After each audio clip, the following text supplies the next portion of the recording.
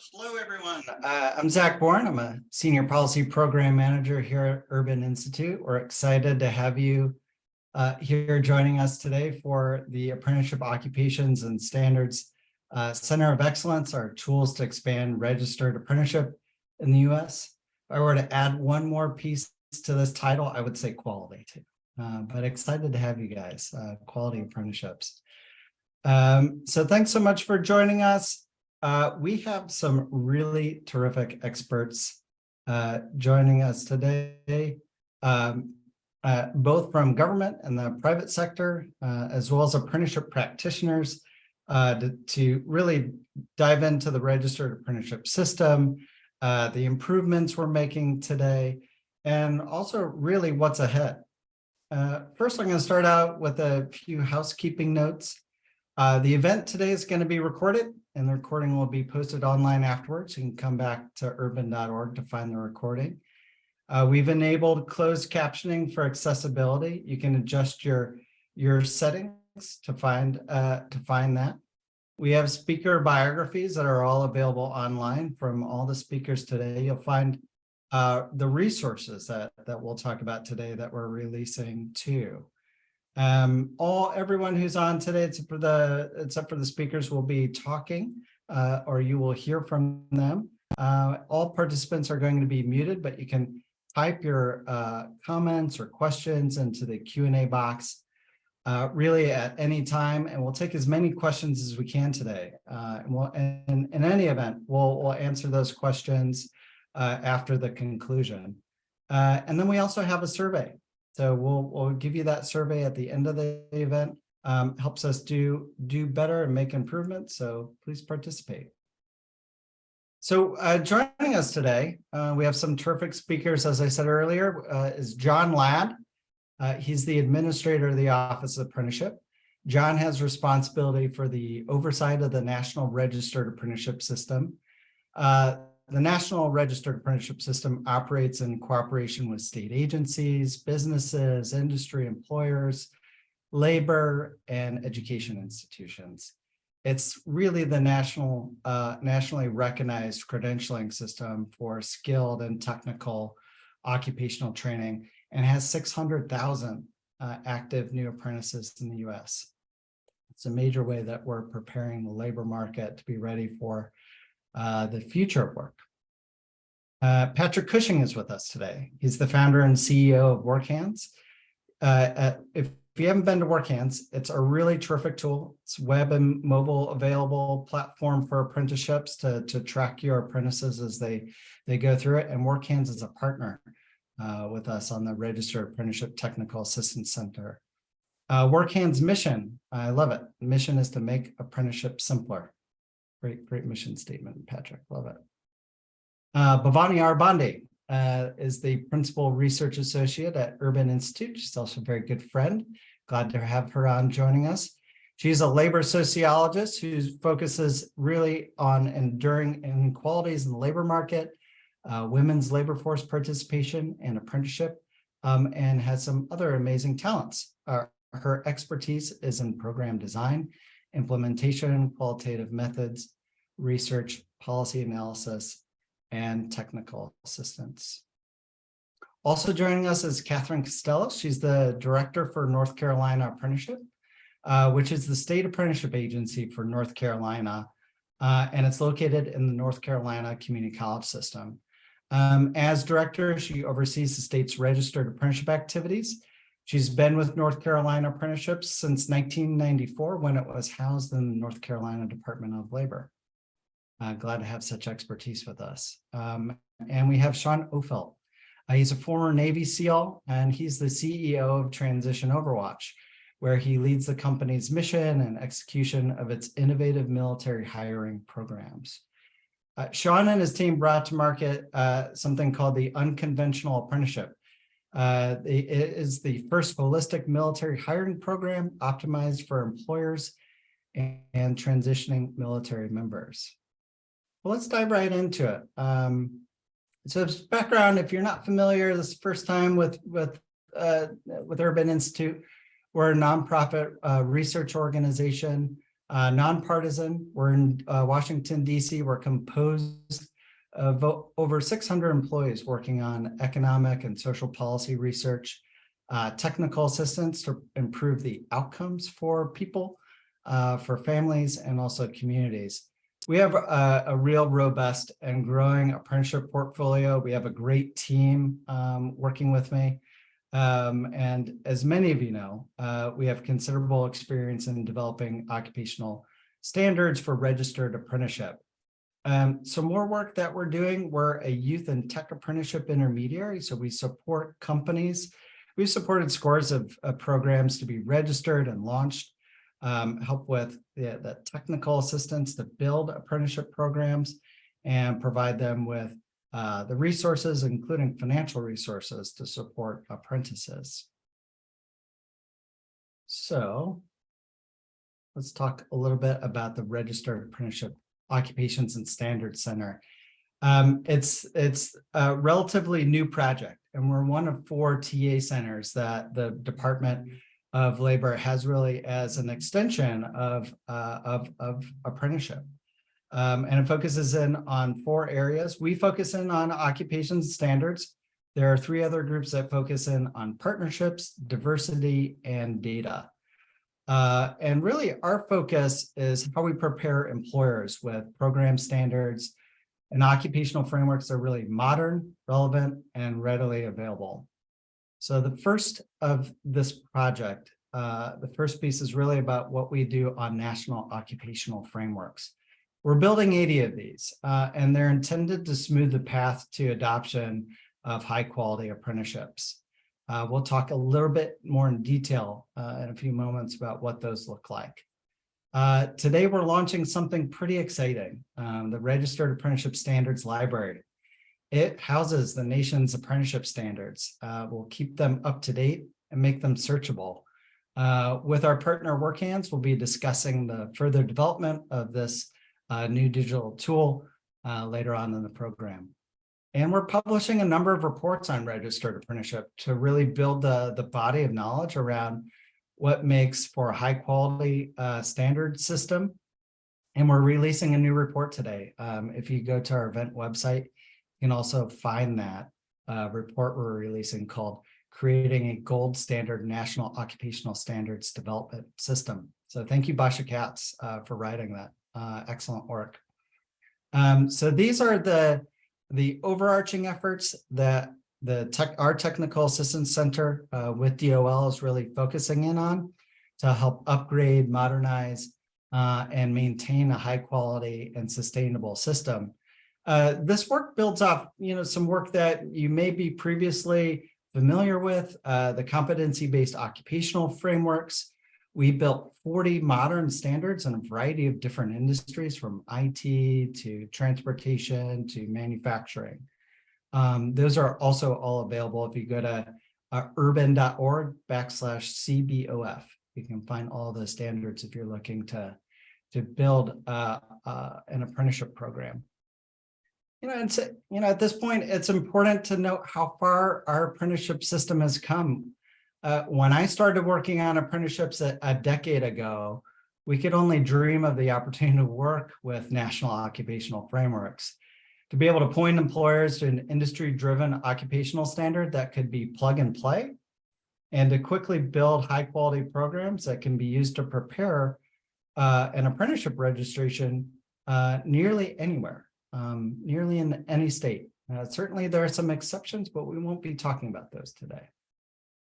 Just a few years ago, many of us were looking at something called the Dropbox when we built apprenticeship program standards for employers.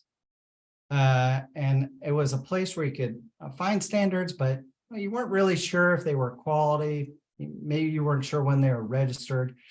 You could run the risk of being embarrassed if you shared these with employers and they were outdated.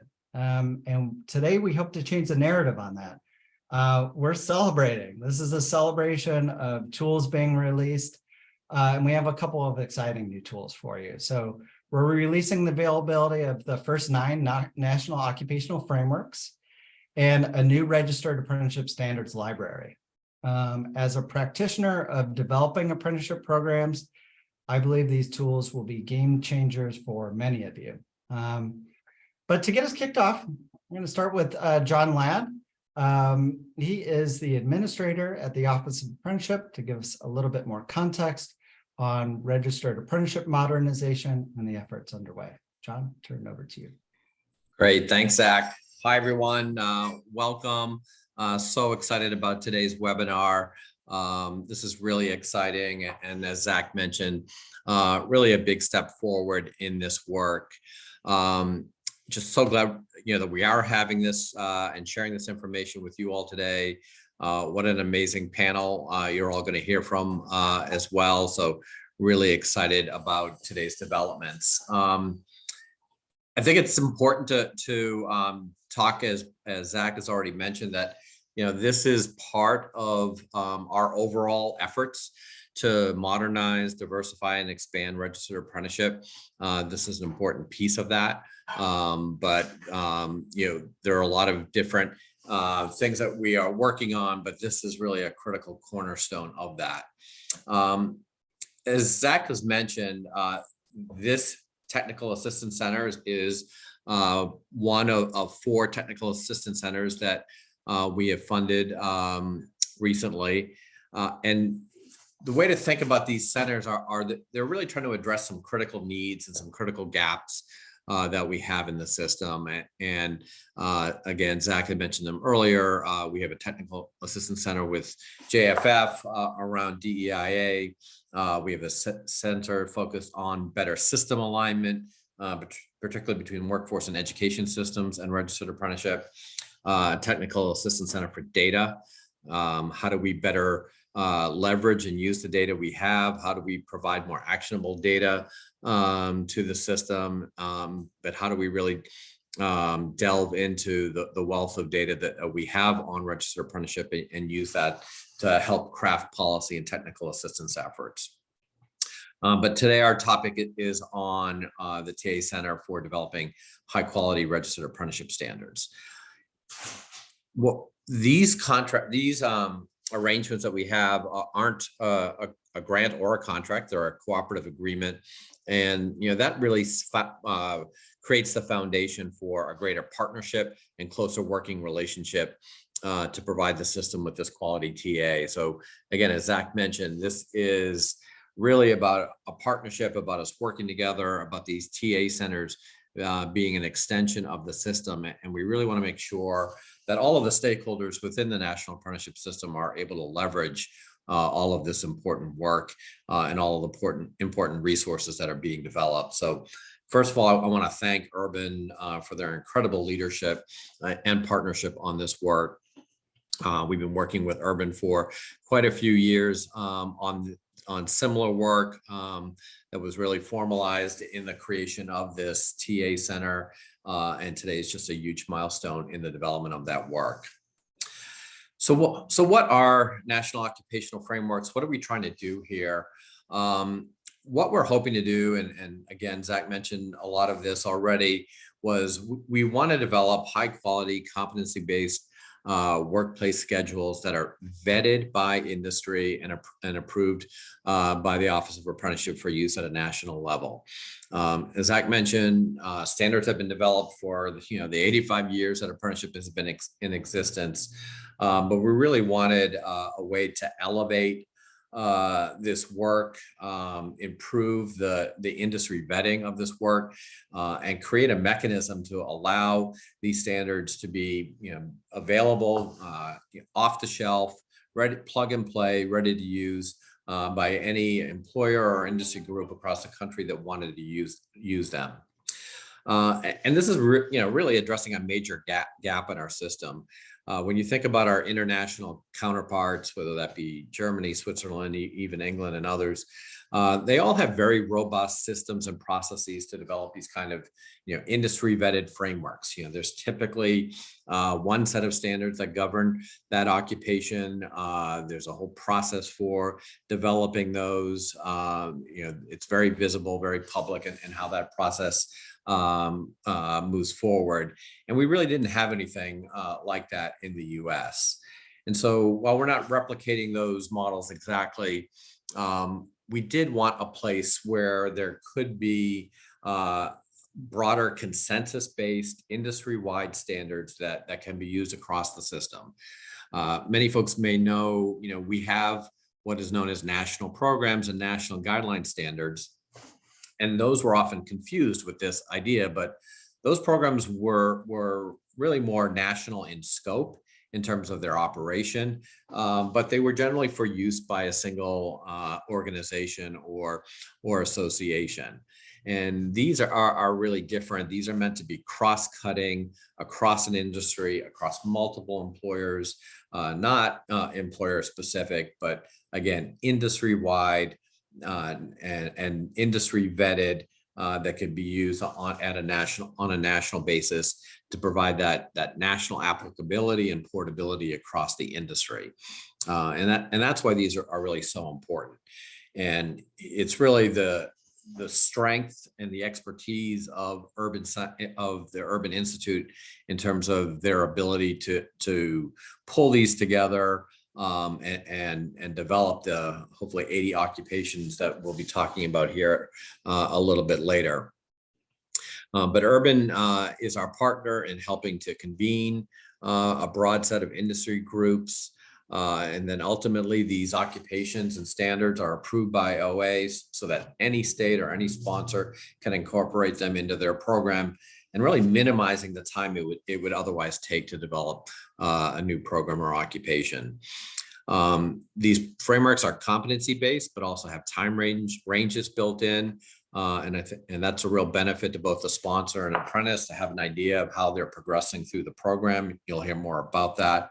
And we want to get to scale here, right? We want it's not going to be as effective as it can be if we only have a few of these in place for a few occupations. And so that's why our goal ultimately is to get to these 80 occupational frameworks over the next 4 years, and to make sure that we've got penetration across a wide range of industries. And again, you're going to hear more about that later.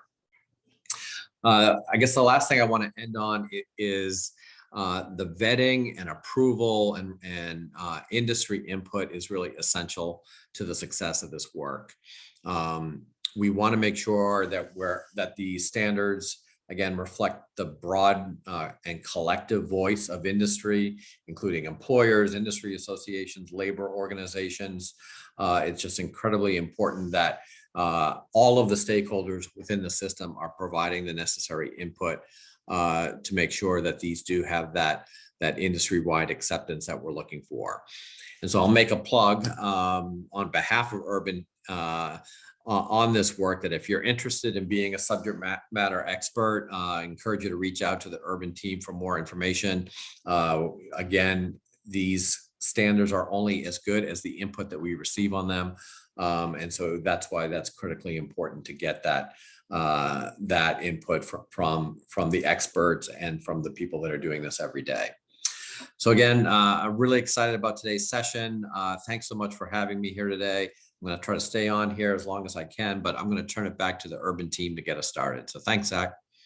Thank you, John. Great to see you. And thank you so much for making the plug for us, for industry experts.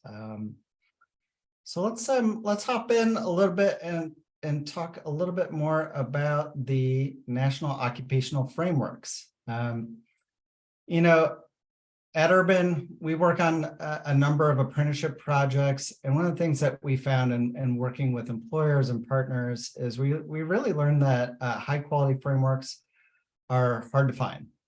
National Occupational Frameworks, what we're talking about today, as John teed up, they are the blueprints of an occupation. So we take the knowledge of a professional and break it down into structured learning elements that apprentices can learn and advance in. They're the building blocks of what a modern apprenticeship system looks like. They standardize quality and process of how someone becomes a professional in that occupation. And they include a couple of components. They include the structured on-the-job learning and example-related instruction. So they're consensus-based. We talked a little bit about that earlier. They're not intended to be for one employer. These are drafted in cooperation with employers, educators, labor unions, and other industry and training experts. The results are comprehensive, universal, high-quality standards for each occupation. And here's why that's important. Here's the value. We know that for national occupational frameworks, they may not be a perfect fit for every company that needs to register an apprenticeship program, but they meet 80 to 90% of what the industry is doing to prepare workers in the field. And we document that, and we get as close as possible to really perfecting what is the industry standard that's going to make someone a professional, proficient in that particular occupation. They're not proprietary. So we know that many work process schedules, the related instruction outlines, what we call apprenticeship standards, that we can get our hands on are prepared with one company's system, their technology, their training in mind. These national frameworks are for everyone, including if you're not currently training apprentices. They can be customized too, which is exciting. You know, if you need to think about how to make this work for your own company's situation, you want to add competencies to make it work for your specific situation, that's allowable. And we found this plenty of times when we've built IT apprenticeship programs for large national tech firms and for small, medium businesses, that these really give you a jump start. They're prepared with proficiency for the industry in mind. So, you know, a lot of apprenticeship programs may bring apprentices to be job ready for that particular occupation in that particular company situation. But these go a little bit deeper to be industry ready. So when apprentices move on to new jobs, they have the requisite experience in their resume to be able to really succeed in the industry.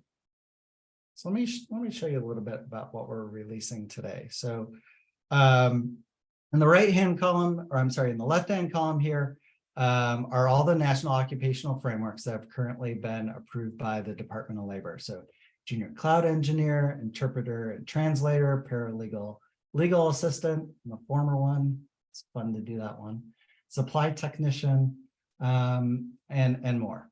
And then the right-hand column, these are a couple that are pending. So medical secretary, welder combination, and elementary school teacher. Those are coming.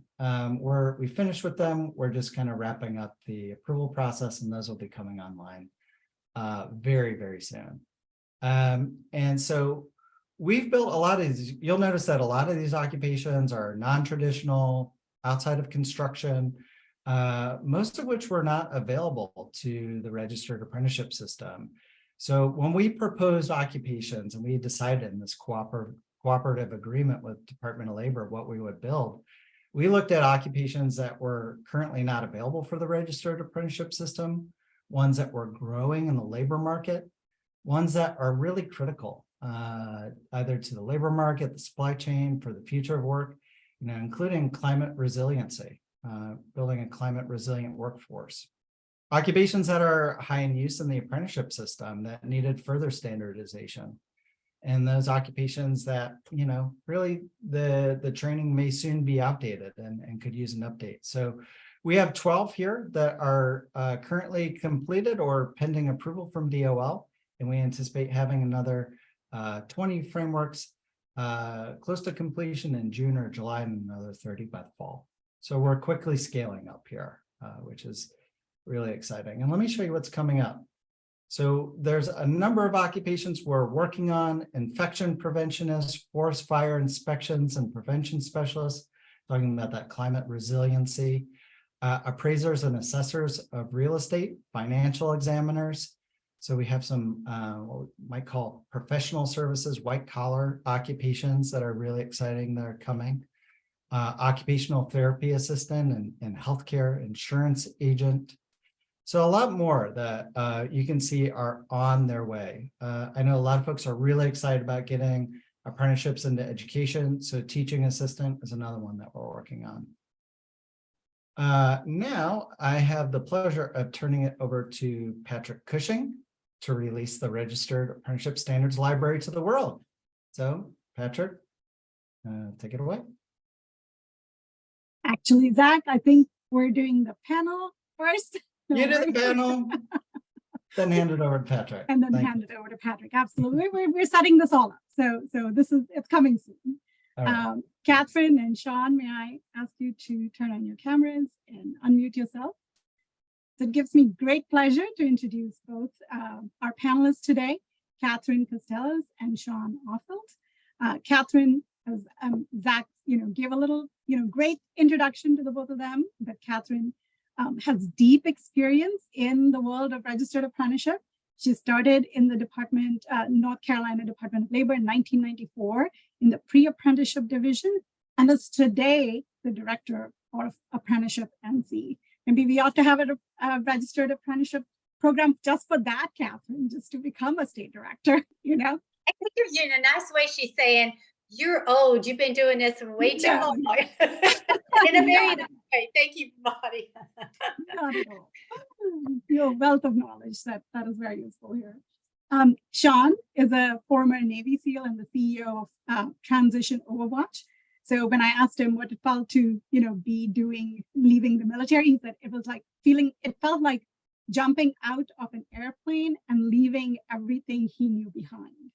So the team at Transition Overwatch has developed an optimal way for military members to successfully transition to new collar careers with unlimited growth potential. They also work with employer partners to develop pathways to close their skills gap and implement programs to build talent within their organizations. We all need, all of this, I think. Catherine, let's start with you. Can you share some exciting updates from North Carolina about registered apprenticeship? Yes, and there are a lot of exciting things happening in our state. Specifically, we're definitely growing, and we're growing with new industries.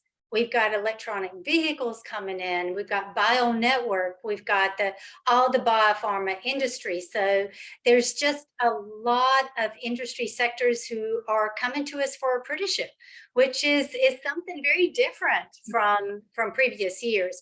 And in addition to that, we've got our local legislature has seen the value of apprenticeship and have just recently awarded us $12 million to work with rural areas in North Carolina, small businesses and youth with apprenticeship. So it's growing quickly. That's incredible. I think that's something that will resonate with a lot of different states, right? I mean, a lot of money coming into the states for registered apprenticeship, emerging sectors where it's moving away from the traditional trades to really up and coming industries, and we have to be ready for all of this, right? Absolutely. Thank you. Sean, my next question is for you. Can you tell us what you're doing at Transition Overwatch in terms of registered apprenticeship? Sure, absolutely. So we are working with transitioning military members, and we have employer partners on one side, transitioning military members on the other, and then our programs right in between them. And we're using those programs as bridges into the civilian workforce. So most of our programs go the registered apprenticeship route, and that was a very deliberate and beneficial tool to help military members transition what they gained, both in skills and experience in the military, provide them additional skilling through apprenticeship, and then launch them into a new career. Absolutely. So, I mean, it's really important for folks to have that transition, right? I mean, someone to help them translate their experience into civilian life and things like that.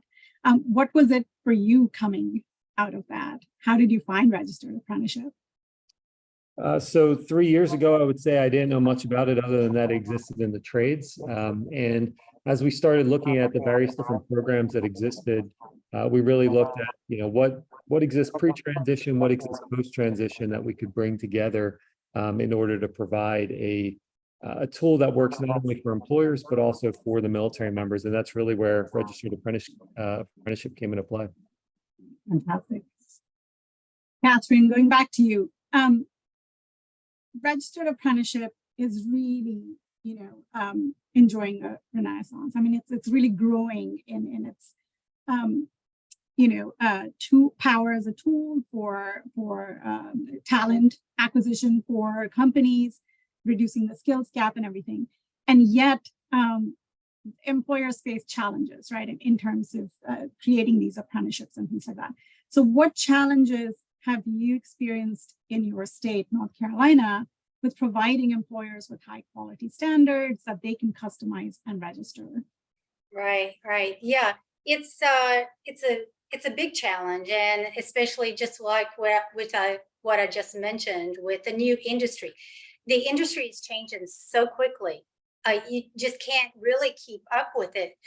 And the industry, it's the occupations within those industries that are changing so quickly. So in order to really to provide good quality in a timely manner, it takes some time, because you've got to do a lot of research, and some of these, there's nothing out there, or it may be totally new.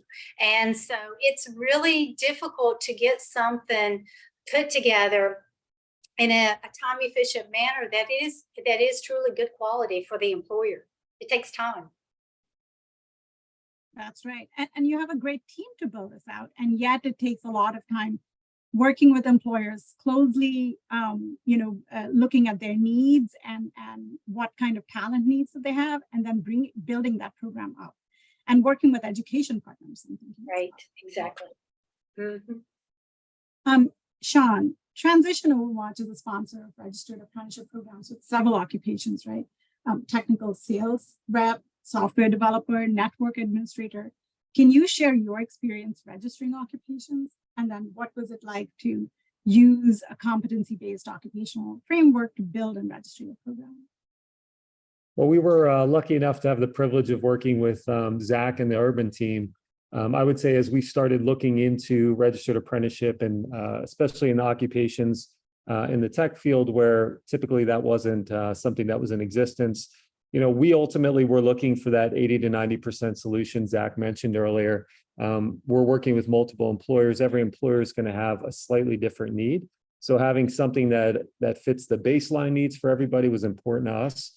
We were able to find that in the competency-based frameworks that Urban had created at the time. So that was relatively easy for us to go about getting those registered, because again, we weren't trying to craft a singular solution for just one organization or company.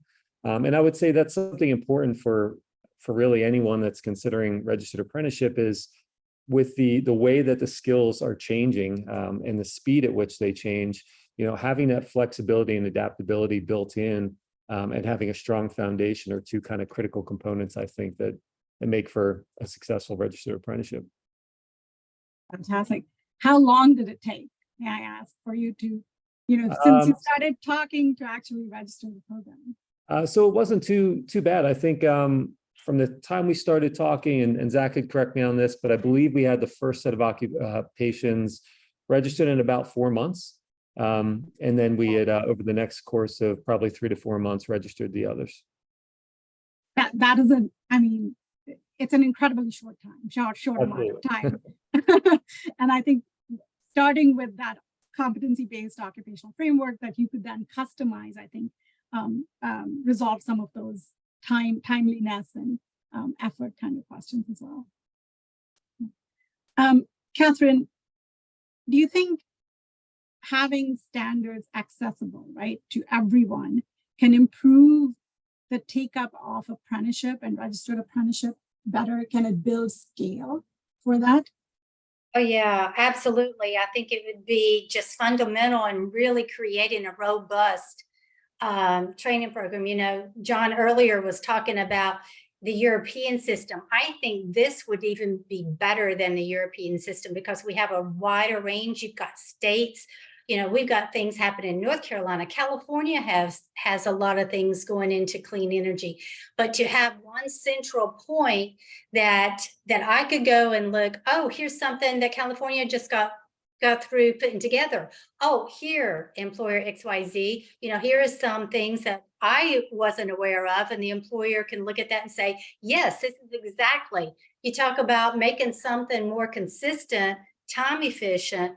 I think it's extremely valuable. Right now, we're going through bulletins, which are a great resource, but even some of those need to be updated. And then we have the NASDAQ, the National Association of State and Territorial Apprenticeship Directors, for the SAAs. We're right now, communicating with them. What do you have on this position? Does anybody have anything updated for this? And to have a central source that we could all go to, I think would be just really ideal and really be a game changer. What would be 1 or 2 occupations you'd like to see here?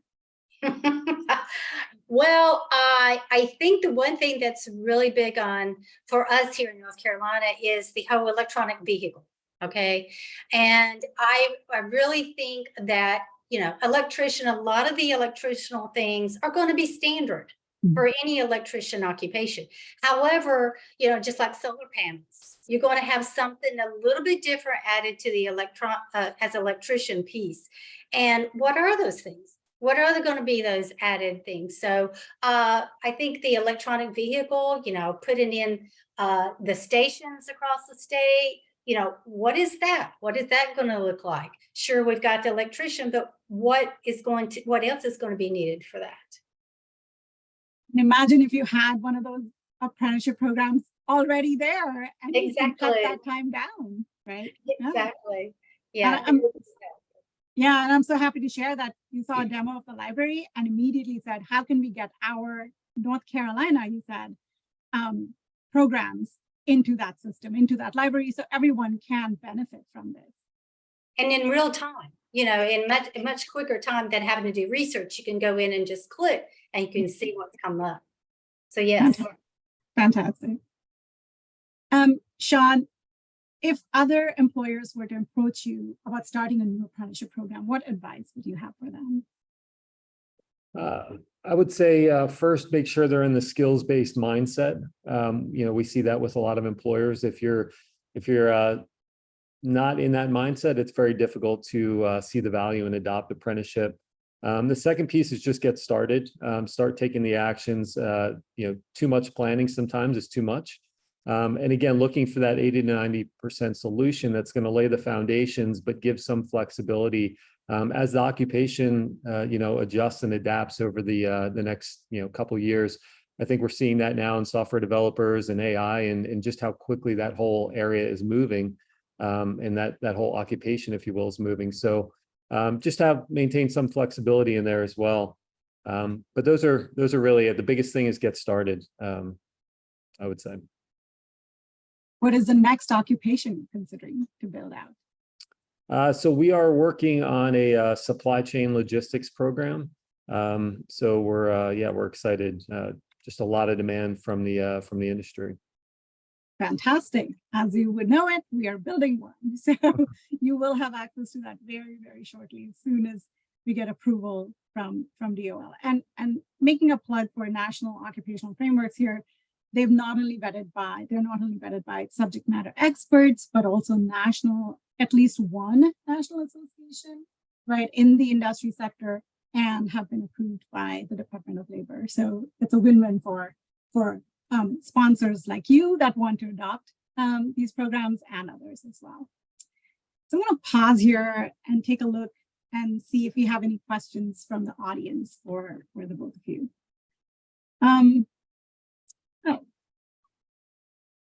This is for the both of you.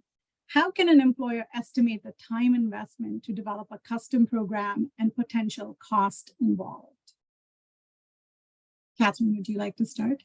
Sure. It really depends on the employer. What do you already have? How much time do you have to commit to this? If you have the, you know, some criteria, some type of training plan already in place, it can go rather quickly. And especially if you have resources like this of other industries that have already vetted this type of information, that can help that as well. It'll help it go much faster. As far as putting a time clock on it, it really depends on the employer. It depends. How much time do you have? What do you already have invested in this? What kind of documentation can we take from that? And as far as cost, you know, I think that's also up on to, you know, as far as the employer, it's not going to cost you to develop this, but if you don't have a training plan in place, it's going to cost you in the long run. I don't have a dollar figure for you. That's totally dependent upon you and your business. But the longer you wait, the more expensive it's going to be for you to really keep up with things. That's great. And And states like North Carolina and several others already have apprenticeship consultants, ATRs, and an army, seriously, of apprenticeship, experts and industry intermediaries like Urban Institute that are ready to help folks navigate that as well. Sean, same question for you. How can an employer estimate the time investment and cost to develop a custom program?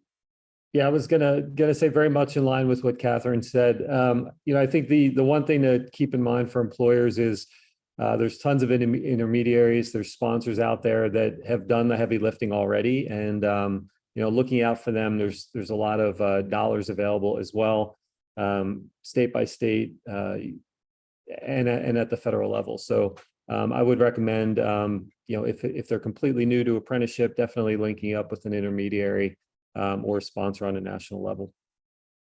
Yeah, Bhavani, if there's ever been a time to get into apprenticeship, just like Sean said, the funding is there. This is the prime time. You have all kinds of resources such as the Urban Institute, other states, other intermediaries. It's a prime time to do it. That's great. I think something about what both of you have said has resonated with our audience, because one of the questions is for you, Sean. If an employer already has an established apprenticeship program registered with DOL, how can we partner with you to be introduced to the service members through Transition Overwatch? So I would just have them reach out direct, but we would look at really the programs, and do we have an existing program that partners up with that? When we set out early on, our goal was to identify employers that had programs, whether they were apprenticeships or not, just programs that were built out and robust. What we found is that most employers didn't, and that's what led us down the path of creating the programs that we have. But we'd be more than happy to have a discussion with that organization and see if one of the current programs we have could potentially pair up and feed into their apprenticeship program. And my last question to you, Catherine, what would you share with other states considering implementing the frameworks as part of the processes for program development and registration, or using the library? I would highly recommend it. I think the more of us that are sharing information and sharing, what is going on, the industries, the occupations that we have, the more we share together, the better that we can build a more vetted, more quality program that's consistent across the United States. So I think this is something that we all have wanted for a long time. We just haven't had the resources or the time to be able to develop something like this. So honestly, I think they're already thinking, this is something I want. It's just now it's made available, and I would highly recommend. I think the more we share with each other, the better we'll grow, and the better we can serve our employers that we work for. Thank you, Catherine and Sean. On that note, I hope several states heed your call, Catherine, to share their program standards like you have. And Sean, thank you so much for being a part of this panel, but also setting up a program that really works with both employers and transitioning members. Really appreciate it. So that's my cue to key in and introduce Patrick Cushing. And he is the founder and CEO of WorkHands. It's a mobile web and mobile platform for apprenticeships. As Zach noted, WorkHands' mission is to make apprenticeship simpler. And WorkHands themselves is a sponsor of registered apprenticeships, so has some experience building, a program and knows this really well. So without further ado, I turn it over to Patrick. Thanks, Bhavani. So yeah, as Bhavani said, our focus as a company is making apprenticeships simpler. So we were ecstatic to get involved in this project.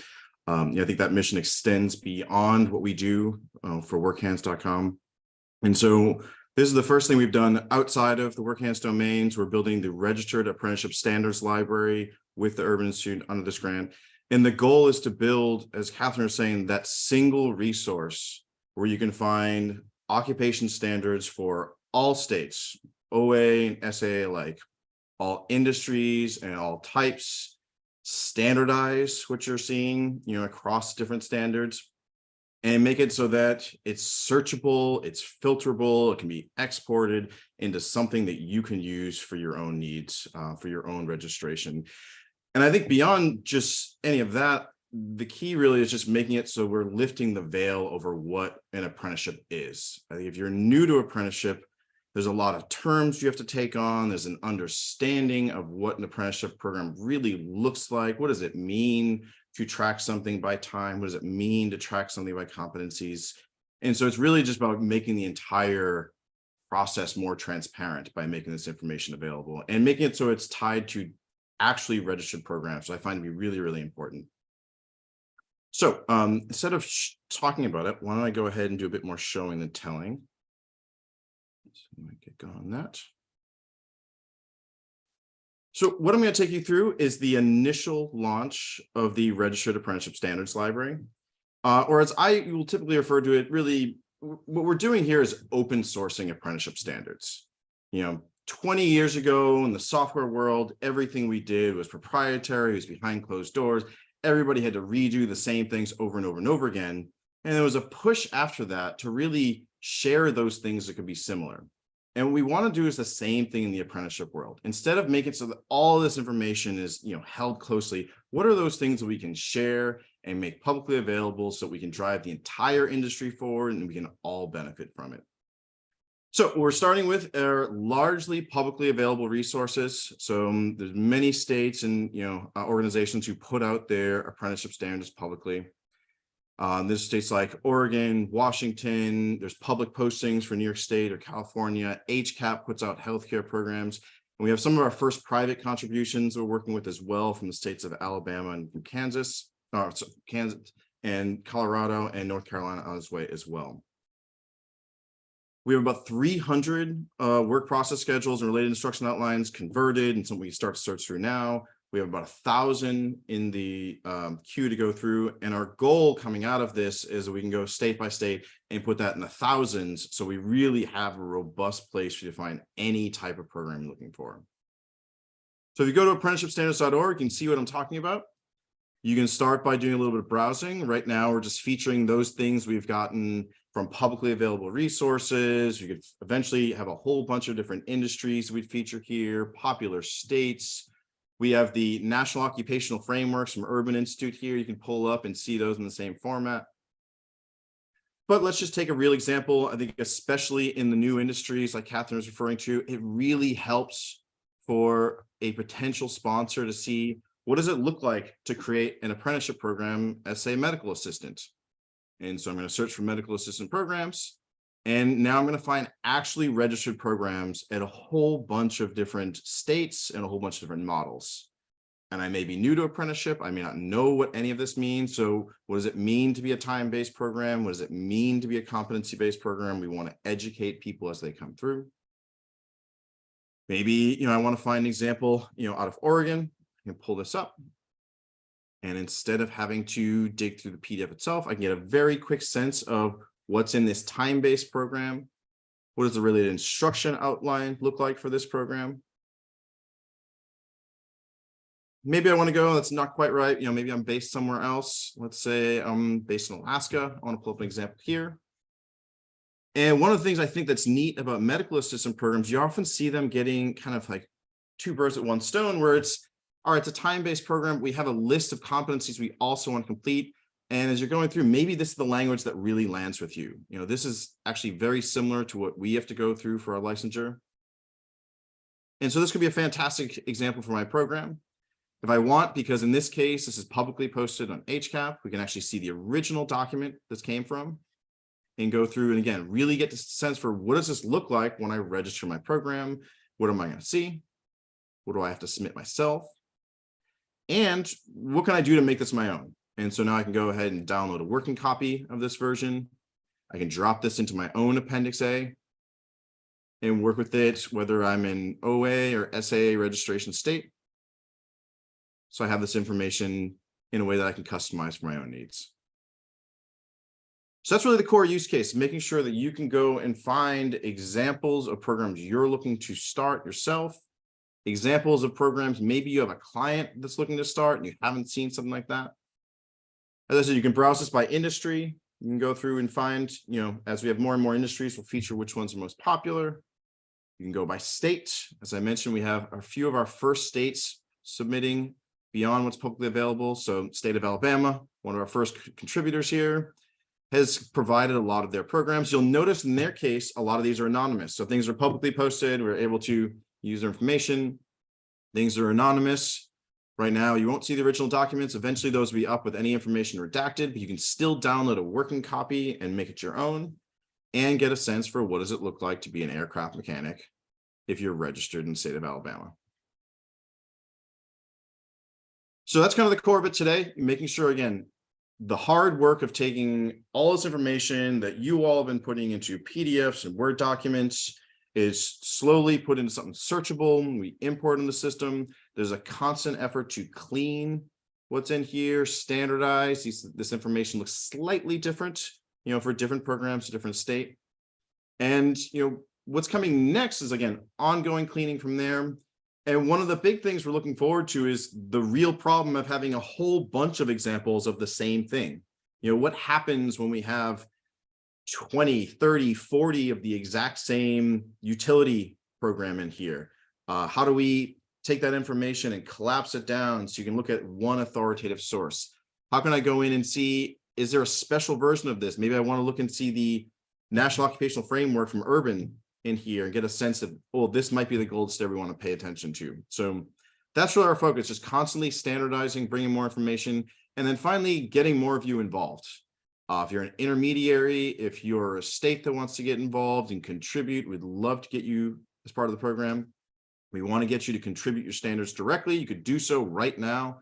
Come in, upload if you have a few, or if you want to reach out to us with ideas about how to improve it, things we should be doing to make sure we keep this up to date going forward so it can be that living, breathing, open sourcing apprenticeship standards resource. It'll be available to you as well.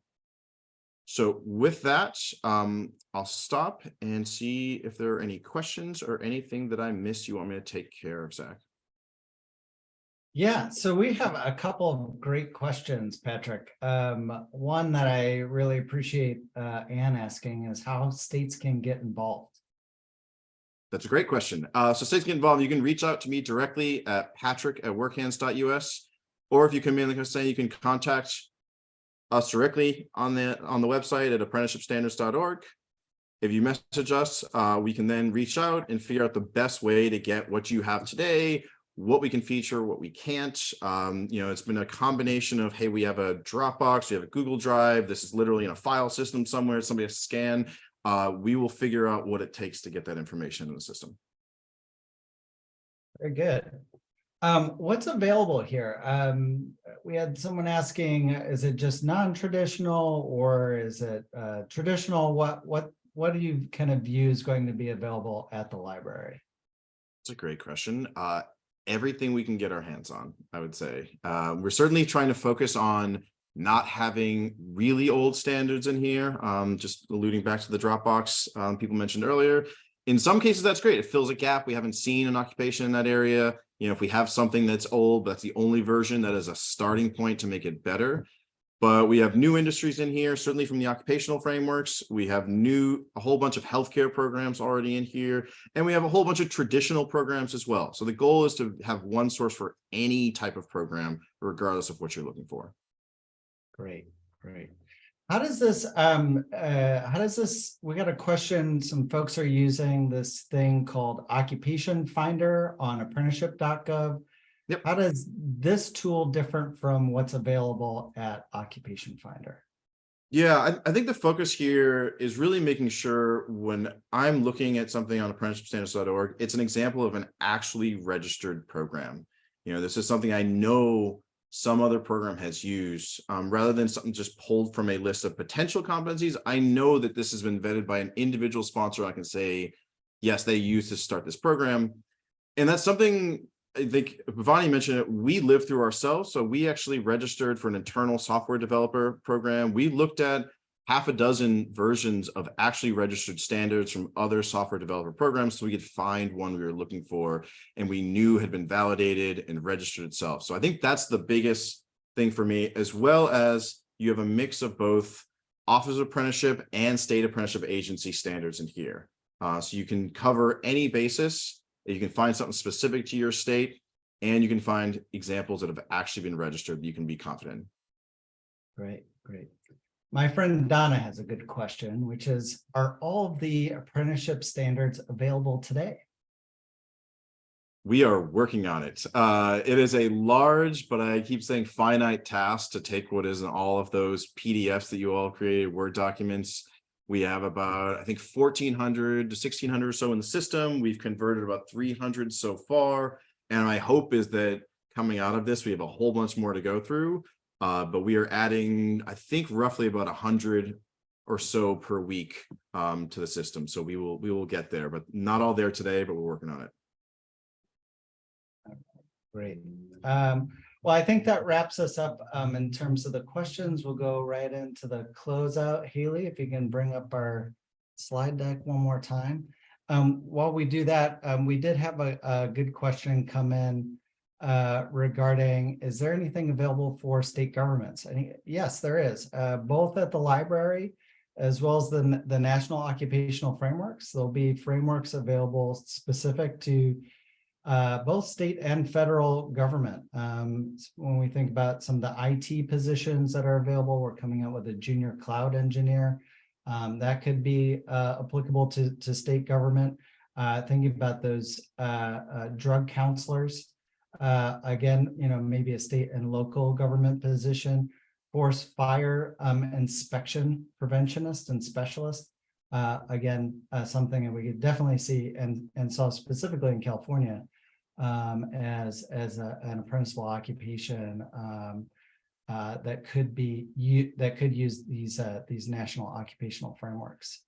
So I want to leave you with a couple of final thoughts. One, as we put in the chat, Apprenticeship Standards Library, you can find it today. It's available at apprenticeshipstandards.org or urban.org/apprenticeship library. Either one will get you there.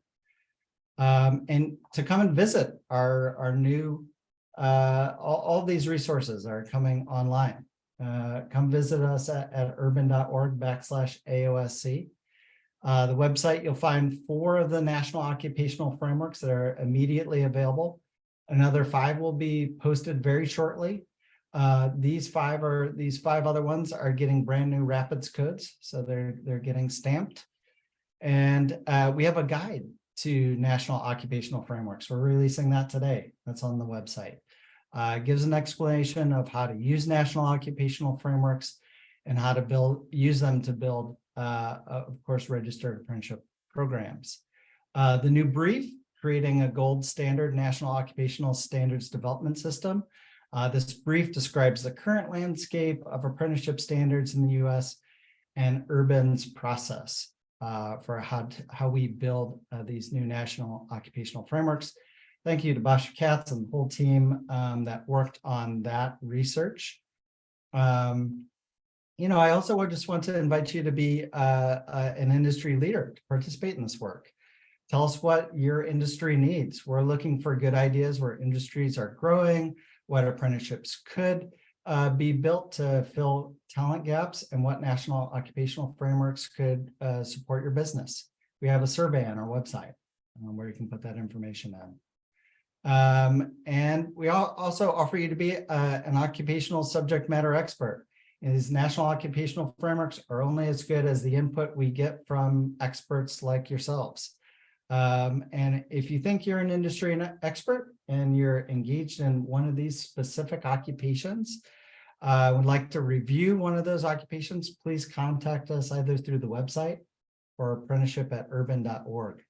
And then if you're a state, join us to participate in the Library of Apprenticeship Standards. The more states join, the better off this library is really going to be, the more comprehensive it will be. You can write us at apprenticeship@urban.org. That's the end of our event. We thank you for participating. Invite you to come back, find the recording, along with all these terrific resources. So thank you so much for everyone.